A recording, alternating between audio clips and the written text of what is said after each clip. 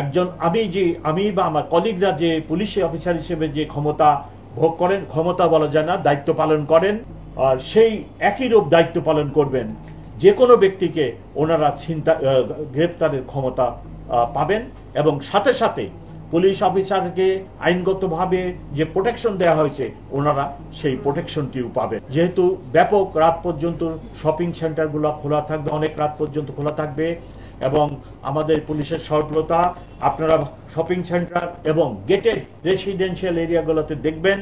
আমি আমার মেট্রোপলিটন পুলিশের আইন বলে অক্সিলারি পুলিশ ফোর্স নিয়োগের ক্ষমতা আমার উপর আছে।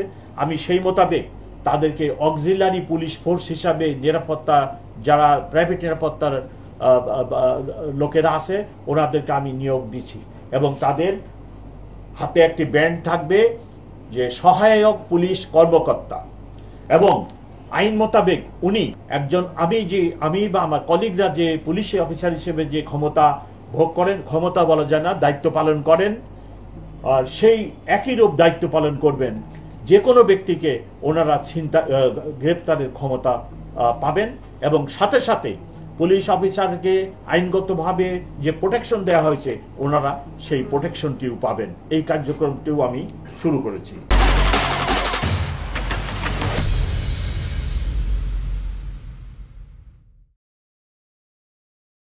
হাতিরপুলে কিছুদিন আগে একটি ডাকাতি হয়, সেটিও আমরা উদ্ঘাটন করেছি। এর মধ্যে বেশ কিছু ঘটনা যেগুলো হয় তার মধ্যে সবচেয়ে ইম্পর্টেন্ট বা ভাইরাল হয়েছিল বনশ্রী এর ডাকাতি, সন্দেহ ব্যবসায়ীর ডাকাতি। সেই ডাকাতির ঘটনাটি সম্পর্কেই আপনাদেরকে বললাম। ওই ঘটনার যিনি ভিকটিম ছিলেন জনাব আনোয়ার হোসেন, উনি সুস্থ আছেন, আল্লাহ পাক ওনাকে ভালো রাখছেন, উনি সুস্থ আছেন, ওনার জীবন নিয়ে আর কোনো শঙ্কা নেই। এই হলো আপনাদের কাছে আমার আজকের বক্তব্য। আপনারা ঢাকাবাসীকে আমার এই বক্তব্যটা পৌঁছে দিবেন, এটাই আপনাদের কাছে আমার অনুরোধ। পেশাদার এর সাথে আরো পেশাদার আছে, এরা পেশাদার এবং আমরা এখনো বের করতে পারি নাই। 17 সালে নাকি তারা একটা ডাকাতি, এই স্বর্ণ ডাকাতি করছিল, সেইখান থেকে আমরা শুরু করছি। সেইখান থেকে শুরু করে আরো গোপন কথা আছে যেটা আমি আপনাদেরকে বলতে চাই না। আমরা কোনো একটা নিষিদ্ধ জায়গাতেও গেছি, যাই তার একজন সঙ্গীকে বের করছি, বের করে তার সেই সঙ্গীকে জিজ্ঞেস করছি কি হয়েছিল। সেই সঙ্গী আমাদেরকে প্রথম রেফারেন্স দেয় যে 17 সালে এই গ্রুপটি একটা স্বর্ণ ডাকাতি করছিল। সেইখান থেকে সূত্র ধরে আমরা আস্তে আস্তে আগায় এটা ডিটেক্ট করছি। আমি আসলে আমার ঢাকা মেট্রোপলিটন পুলিশের সেরকম কোনো গোয়েন্দা বাহিনী নাই। কারণ আপনারা যেটাকে আমার বাম পাশে বসা রেজা ডিবি প্রধান যাকে গোয়েন্দা বলেন, ঠিক ওই অর্থে তারা গোয়েন্দা না। গোয়েন্দা বাহিনীর প্রধান কাজ হচ্ছে অগ্রিম ইন্টেলিজেন্স কালেকশন। তো আমার পাশে যিনি বসা আছে, আমার যে বিভাগ ডিবি, তারা মূলত ক্রিমিনালদের নিয়ে কাজ করে এবং ক্রিমিনাল অ্যারেস্ট, ক্রিমিনাল ইন্টেলিজেন্স এটা নিয়ে কাজ করে, আর ওটা ছিল ভিন্ন। তবে কালকের ঘটনায় আমরা প্রথমে যেটা হয় সেটা হলো যে গেটেই আমরা তাদেরকে ডিসকাস করতে পারতাম, কিন্তু আপনারা জানেন গেটে প্রচুর মুসল্লি, সেখানে আমরা কোনো অ্যাকশনে গেলে মুসল্লিরা গায়ে আঘাত পেতে পারে, গ্যাস দ্বারা তাদের প্রভাবিত আক্রান্ত হতে পারে, তখন আমাদের মুসল্লিদের ক্ষতি হতে পারে, ধর্মীয় অনুভূতিতে আঘাতে পারে। এর জন্য অত্যন্ত সূক্ষ্মভাবে আমাদেরকে চিন্তা ভাবনা করে যখন তাদেরকে বাইফার্গেট করা হয়েছে, ঠিক পল্টন মোড়ের থেকে যখন বিজয়নগরের দিকে মোড় নিতেই গেছে, তখনই আমরা অ্যাকশনে গেছি এবং তাদেরকে ডিসপার্স করছি এবং স্পটে আমরা 15 জন ধরছি, গতকাল রাত্রে 4 জন ধরছি, তার আগের রাত্রে 3 জন, তাহলে 15, আজ 4, 19 আর 3, 22 জন টোটাল অ্যারেস্ট আছে এবং অভিযান অব্যাহত আছে। আমি ঢাকা মেট্রোপলিটন পুলিশ, আমরা আমাদের যে অন্য গোয়েন্দা বাহিনী আছে তারা আমাদেরকে সবসময় ফিডব্যাক করে, আমরা সেটার ভিত্তিতে কাজ করি এবং গতকালও ওনারা আমাদেরকে ফিডব্যাক যেটা দিছে, যে তথ্য অগ্রিম দিছে, তার ভিত্তিতেই আমরা অ্যাকশন না মিছিল তো বের আপনাকে তো বললাম যে সাধারণ মুসল্লি থেকে ওনাদেরকে বাইফার্গেট সেপারেট না করলে আমি তো সাধারণ মুসল্লিদের উপরে গ্যাস মেরে দিতাম। তখন তো আপনার তখন তো এটাকে ভিন্ন রূপ নিত। আমরা তো আগে বাইফার্কেট করতে হবে, তাদেরকে বিচ্ছিন্ন করা হয়েছে তখনই তো অ্যাকশন হয়ে গেছে। ইউনাইটেড একবারে হয়নি তো, ইউনাইটেড হওয়ার পরেই তারা একসাথে হয়ে গেছে। বাইতুল মোকাররমের উত্তর গেটে এই আজাদ প্রিন্টিং এর এই দিক দিয়ে তারা হঠাৎ করে সার্জেন্ট ঢুকছে, তারপর ওখান দিয়ে যখন সামনে এসে বাইফার্কেট দুই ভাগে আমাদের সাধারণ মুসল্লি থেকে সেপারেট হয়েছে, আমরা তখনই ওই মোড়েই অ্যাকশন নিয়ে নিছি। আলাদা ইউনিটি আছে যেটা হলো নিষিদ্ধ ঘোষিত সংগঠন এবং জঙ্গি রিলেটেড বিষয়গুলো নিয়ে কাজ করে। সেই জায়গা থেকে ওনারাই তো পরশুদিন রাত্রে 3 জন, আর কালকে তো তারাই সিটি তো অ্যারেস্ট করছে, 7 জন অ্যারেস্ট করছে city. They are very active. তারপর এত বড় একটা গ্যাদারিং হয়ে গেল গতকালকে, সেটা কি বড় হয় না আপনার? এখানে কোনো গোয়েন্দা ব্যর্থ হচ্ছে, তারপরে মনে হয় না? না, আমরা তো আপনারা প্রিন্ট মিডিয়া দেখেন, প্রিন্ট মিডিয়া গুলোতে প্রথম আলো পড়েন, প্রিন্ট মিডিয়া দেখেন যে আমরা যথেষ্ট সক্ষমতার সাথে এটা ডিসপাস করছি। প্রিন্ট মিডিয়া মনে হয় এটা বিষয় অলরেডি হয়ে গেছে।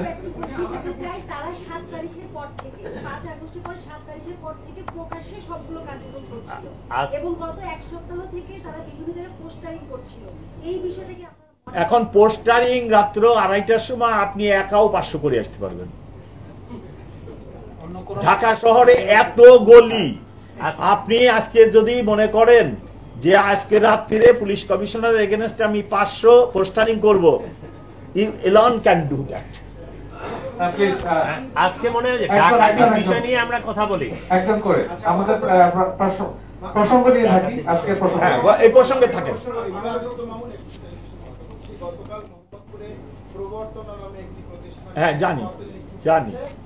তো এই বিষয়টা এখন পর্যন্ত কোনো আমরা কাজ করতেছি। এটা কাপড় এই যে সুতলি দিয়ে মোড়ানো, এরকম বড় কিছু না, ওর ভিতরে কিছু পেট্রোল আমরা দেখছি আছে, তবে আমরা এটা খতিয়ে দেখতেছি। হ্যাঁ,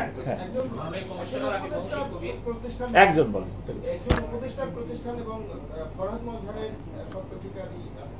উনি তো ওখানে থাকেন না, উনি ওখানে থাকেন না তো, উনি ওর ব্যবসা প্রতিষ্ঠান তো অন্যজনের।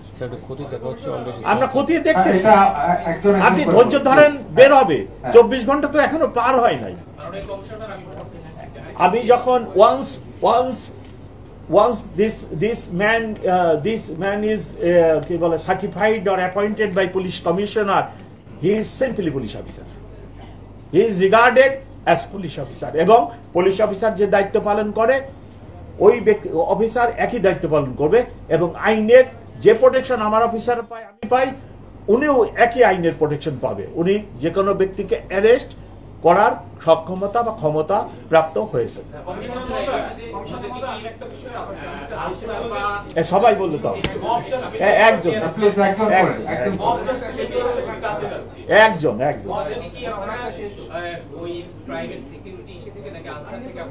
না, একটা বসুন্ধরা শপিং মল, এখানে 50 জন আছে, ওনাদের তো একজন নেতা আছে, আমরা ওনার নেতাকে অ্যাপয়েন্টমেন্ট দিয়ে দিছি। আমি আপনাদেরকে জানাতে চাই, এই পয়েন্টটা উনি আনছেন, এটা আমি ভুলে গেছিলাম। সেটা হলো যে মব জাস্টিস ব্যাপারে মাননীয় হোম উপদেষ্টা অ্যাডভাইজার সাহেব বলছেন, গতকালকে টিভি স্কুলে দেখছেন, মব জাস্টিস 2-3টি ঘটনা 4টি ঘটনা হয়ে গেছে। আমি রিকোয়েস্ট করব, আমার মাননীয় হোম উপদেষ্টা উনিও বলছেন যে কোনো জায়গায় অভিযান পরিচালনার দায়িত্বপ্রাপ্ত হচ্ছেন এই ল ইনফোর্সিং এজেন্সি। আমি সকলকে অনুরোধ করব যে কোনোভাবেই কোনো বাড়িতে, কোনো অফিসে ক্যাশ টাকা আছে, স্বর্ণ আছে, ভ্যালুয়েবলস আছে, এইটা খবর পাওয়ার পরে কোনোভাবেই কোনো ব্যক্তির এই অধিকার নেই ওইখানে যে অভিযান চালিয়ে তার সেই বাসা বা সেই অফিস তছনছ করা।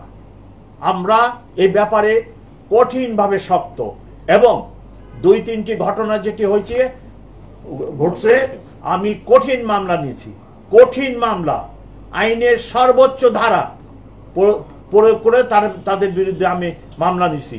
আমি এইটা দিয়ে এটাই বোঝাতে চেষ্টা করতেছি দৃষ্টান্তমূলক ব্যবস্থা নিয়ে চেষ্টা করতেছি বোঝানোর যে এই ধরনের কাজ আপনারা করবেন না, আইন আপনারা কেউ হাতে তুলে নেবেন না। আপনি আপনার কাছে যদি কোনো সংবাদ থাকে, কোনো ক্রিমিনাল আছে, কোনো খারাপ কিছু আছে, আপনি প্লিজ আমাদেরকে খবর দেন, আমরা অভিযান পরিচালনা করব। পাশে প্রয়োজন আপনারা পাশে দাঁড়ায় থাকেন, কোনো অসুবিধা নেই, ট্রান্সপারেন্সি থাকবে, কিন্তু অভিযান পরিচালনা করবে ল এনফোর্সিং এজেন্সি।